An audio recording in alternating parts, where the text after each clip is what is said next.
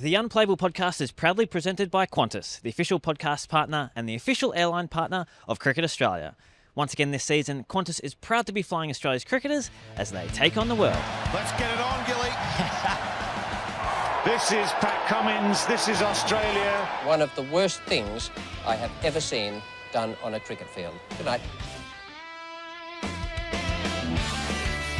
Hello, welcome to the Unplayable Podcast. Here in Darwin, recapping Day 4, a historic victory for Bangladesh, their first ever Test win in Australia.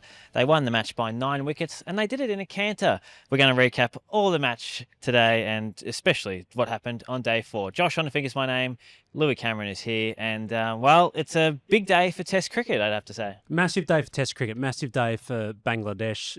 We've just been watching Shanto and his men FaceTime the Prime Minister of Bangladesh.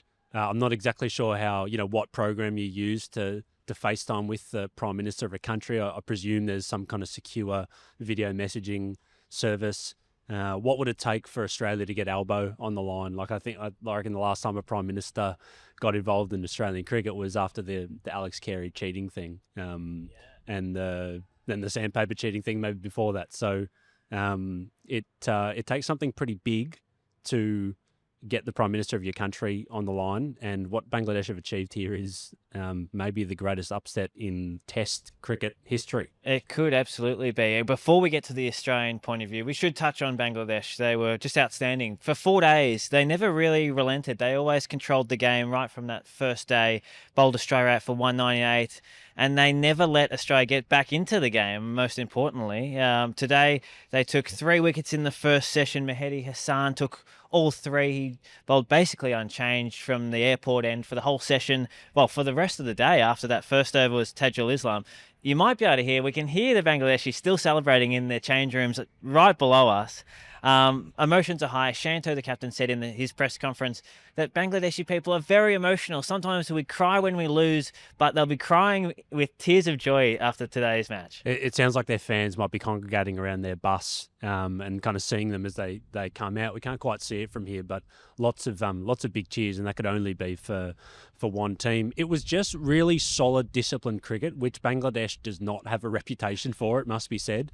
This is a team, as we've repeated a few times, that are coming off two innings defeats in their last 2 red ball games, one against the Cricket Australia 11, one against Zimbabwe in Harare, and have turned up against a team that have won 18 of their past 23 tests, Josh. They've made the last 2 World Test Championship finals.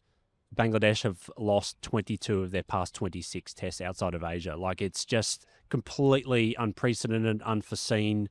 And they've just done it by just honest, disciplined cricket. Day 1, they got the gift of Pat Cummins batting first, although Pat stands by that decision even 4 days later, which we can dissect.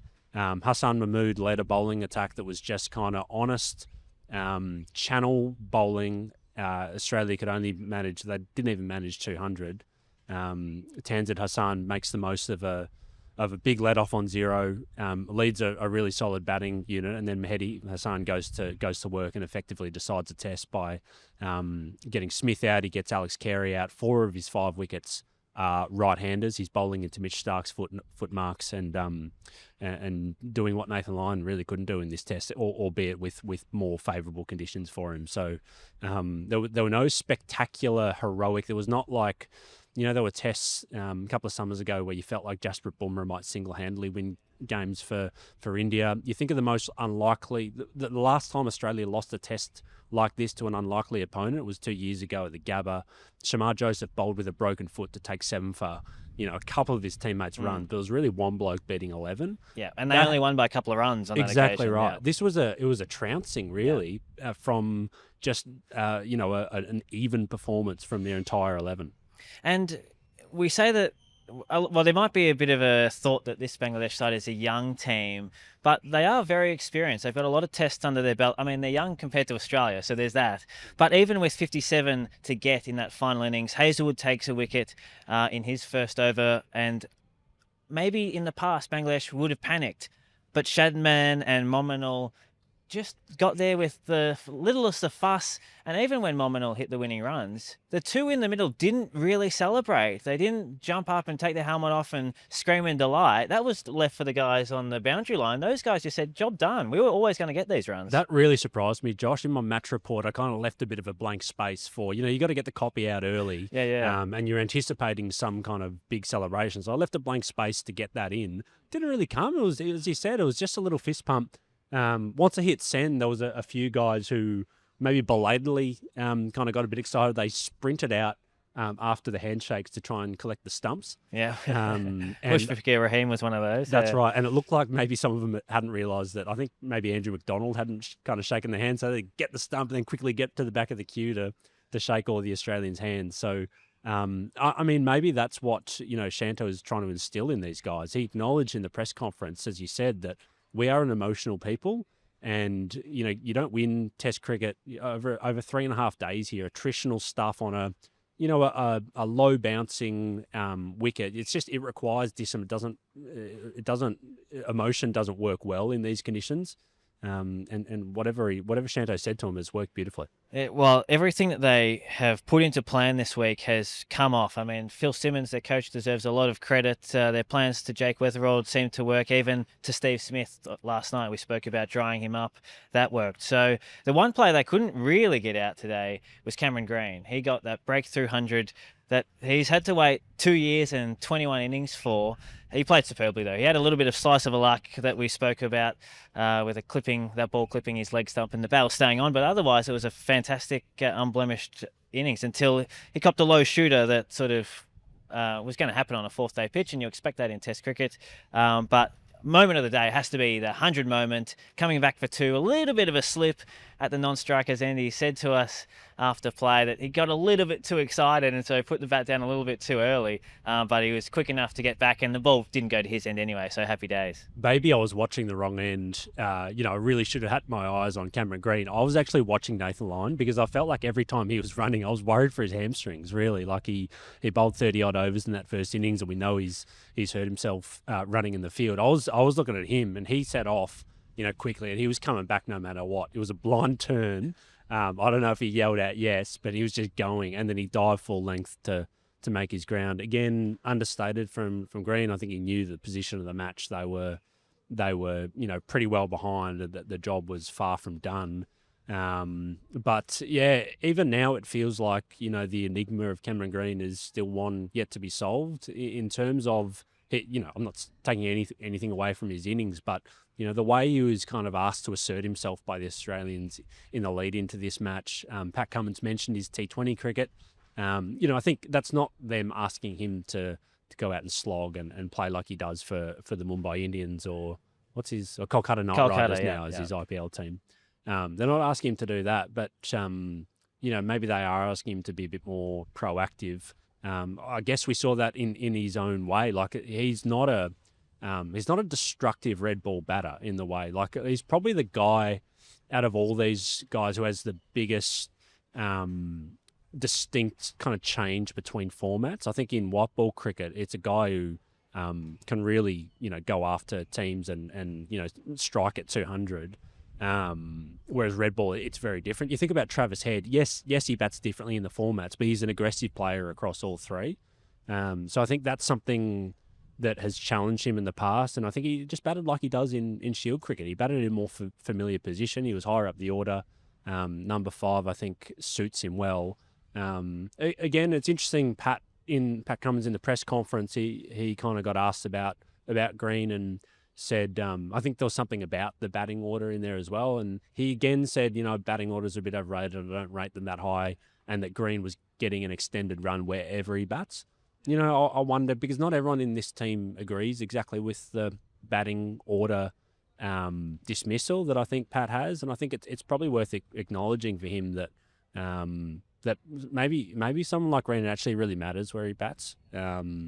and it matters that he gets getting a settled run at somewhere else. But you can't really see him changing a spot. Albeit there are going to be, Pat was laying the groundwork for some changes to this batting unit. I got the sense, from that press conference. So whether that would involve Green changing again, let's wait and see. Well, he's sort of been moved all over the order in the last 2 years, hasn't he, Green? He's batted 3, 4, 5, 6, even 7 at times. So you can hear the chat with Cameron Green after play today on cricket.com.au and the CA Live app if you want to check that out. But it's an important innings, not just for Green, but for this batting lineup, which is under a bit of pressure now at the minute. There are a few question marks over this lineup, and at least Green's breakthrough innings here solidifies that middle order a little bit. However, it doesn't answer all the questions, does it, Lou? No, not at all. I think the two, maybe the three, like Jake Weatherald. If you're just looking at numbers next to names, like his number is lower than most of the other guys, probably apart from Marnus over a certain period of time. So that's why these guys are the ones we're talking about. I think it'd be a mistake to move him on after one test here, given he's made such a significant technical change, at least in his own mind. We can see it on the TV, like his head's up higher. He's playing in a slightly different way. He's trying to make sure that he doesn't miss the balls on his stumps. That kind of got him out in the Ashes. So you get the sense that they want to see how that works as well. They liked bits of what they saw over not bits. They liked what they saw, I guess, in 5 tests during the Ashes. Some important partnerships there. Exactly. And if they didn't like it, they would have moved him on. So they clearly like what's going on there. So I think he deserves another crack to kind of see how that kind of unfolds. Marnus Labuschagne's probably the one where there's a more consistent pattern. And I think Pat was pretty explicit. He didn't single out individuals, but he suggested that there's a long-running pattern of underperformance from the batting unit. And the guy who has the most long-running underperformance is Marnus, unfortunately. So they are asking him to play a certain way. You get the sense that they probably enjoyed that certain way that he played in that second innings, and then he goes kind of plays all around a straight run. So, he wasn't alone in that innings in terms of a lapse in concentration that I would probably attribute to spending nearly 140 overs in the field. No matter how much prep work you do, how many tour games, whatever that people think that they should be doing, I don't think anything prepares you for them batting in a test match after, with that kind of fatigue. So he's one. I mean, what are the alternatives? I think that's what it comes back to. I think in this 19 player group that they've kind of spoken about training recently, who are the guys who can actually come in and bat? Number 3, Matthew Renshaw's probably one. Is Josh Inglis another? Like, is 3 too high for him?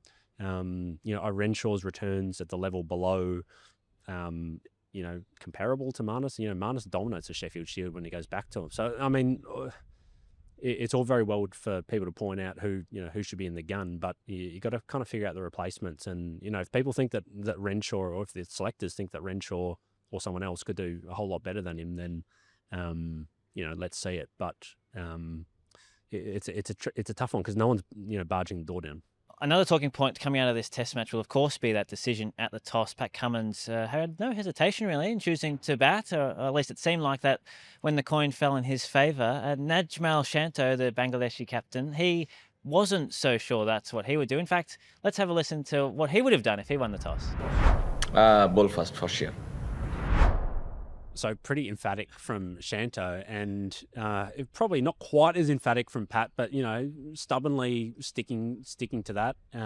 He basically said that they thought the first hour was going to be hard. Whether they anticipated it would be as hard as what it was, who knows? But the numbers we looked at suggested, that first session of play was difficult. There was a lot of seam movement, but after that things got significantly easier. And I think, if they'd gotten through 2 or 3 wickets down, then the whole test looks a whole lot different. Cameron Green, again, like his exit right on the stroke of lunch on day 1, that's another kind of moment. I think another important one is Lyon putting down Tanzid late in that day when Tanzid was on 0. I mean, that's cost them, just numbers versus names. That's cost them 101 runs. So, the toss, I think one of the things they're thinking about is not just what the conditions look like right in front of them when they're making that decision. It's what's it gonna look like on day 4, day 5 in the 4th innings, and again, it comes back to runs. There weren't enough of them, and part of that was they gave themselves a handicap. It's one thing for Pat to kind of say, I would have done the same thing because I just wanted my batters to tough it out for longer. Look at the flip side of it, is like the bowling attack that these guys have got. Wouldn't you back yourself to, have Bangladesh maybe 5 or 6 down inside the first session? So, maybe it's a slightly conservative call. Yeah, and I mean, it's not unusual to see teams bowl first these days. It's certainly become much more of a trend in Test cricket over the last few years. So back to some more traditional cricket up here in the top end. It's been a fun one to cover, and not too long until the Mackay Test starts, just under a week. So hope you can join us then. We'll have some Unplayable podcasts during the week to keep you updated on what's happening in this series. But thank you so much for joining us for this Test match, and we look forward to bringing you the next one.